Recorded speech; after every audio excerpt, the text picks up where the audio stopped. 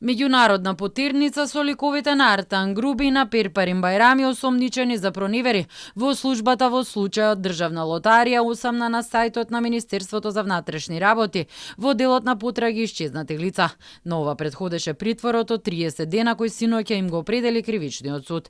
Груби се наоѓа на Косово, а Бајрами не е познато, но подолго време не е во државава. На информативен разговор во полициска станица во Карпош беше и почесниот конзул на Косово Арсим Папранику, кој со своето возило со дипломатски таблички го превезе Груби до Косово непосредно пред почетокот на полициската акција. Кривична пријава од МВР заработи и екс-премиерот Димитар Ковачевски, кој засега не е предмет на истрага на обвинителството. Во изјава за Телма вели дека располага само со информациите добиени од медиумите и дека досега не бил контактиран од институциите. Во текот на моето работење и како премиер и како заменик министер за финансии секогаш сум се придржувал до законите и прописите. Се надевам дека институциите на професионален и непристрасен начин ќе ја водат целата постапка.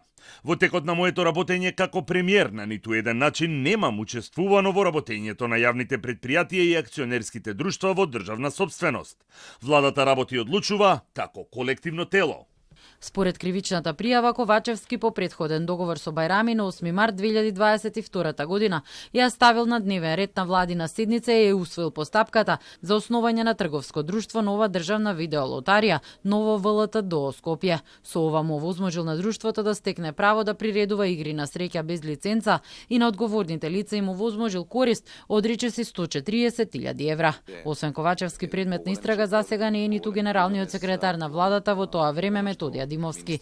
Истрагата е против 6 лица. Според обвинителството, останатите како соизвршители направиле штета од над 8 милиони евра со набавката на видеолотариски терминали за електронски игри кои никогаш не биле ставени во употреба. Првиот осомничен Бајрами како генерален директор предложил незаконска набавка, додека Груби како вице-премиер ја поддржал одлуката и покрај тоа што знаеле дека Државна лотарија нема право самостојно да приредува електронски игри. Неофицијално Груби при излез од државата користел албанска патна исправа.